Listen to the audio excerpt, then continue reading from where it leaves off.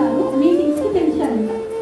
భక్తి సింగ్ గారు పిలిస్తే అక్కడ మీటింగ్స్ నెక్స్ట్ డే జరుగుతాయంటే ముందు ఏం చేస్తారు, ఆ రోజు రాత్రి ఉండాల్సిన అవన్నీ అరేంజ్ చేస్తారు. ఒక రూమ్లో పెట్టారంట, 4 పెట్టారంట. అందులో భక్తి సింగ్ గారు ఒకరు.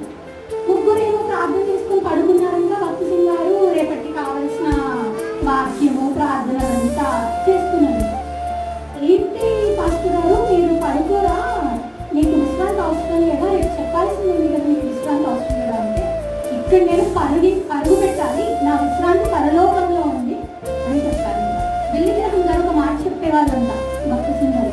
భక్తి సింగ్ గారు ఒక చక్రం అయితే నేను అందులో ఒక పుల్ల